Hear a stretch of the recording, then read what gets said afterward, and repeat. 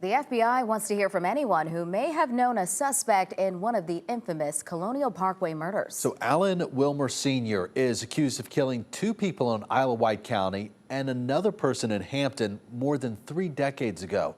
That double murder, part of the Colonial Parkway murders. And while 3 families now have closure, Wilmer Sr. will never serve time for their deaths because he died several years ago. Sarah Hammond tells us more about who he was and what the FBI still wants to know.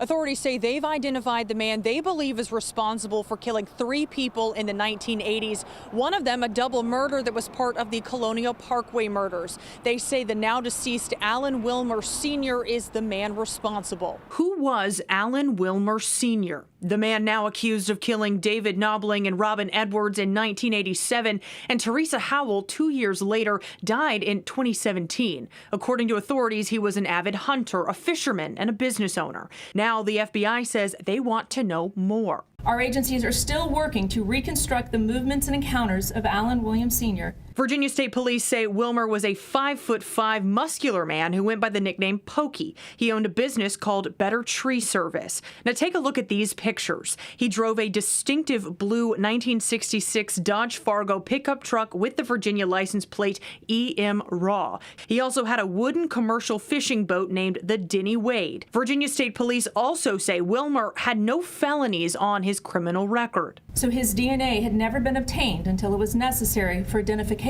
purposes following his death. In a statement, Wilmer's family said the crimes come, quote, as a complete and horrific shock to them, adding they learned about this news about the same time as everyone else. Now the FBI is asking anyone who might have encountered Wilmer while hunting, fishing, at a bar, or anywhere else to let them know. A piece of information, no matter how small, could be useful to investigators. We recognize there are still other families related to the Colonial Parkway homicide victims who are still hoping for answers. That's why we continue to push forward with our investigations. Sarah Hammond, 13 News Now.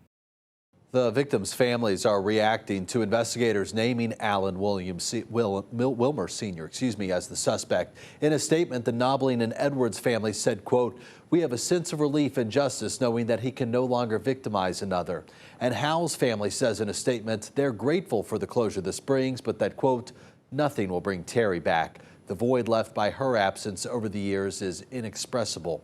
Wilmer's identification as a suspect in Howell's death comes nearly 30 years after a first arrest in this case.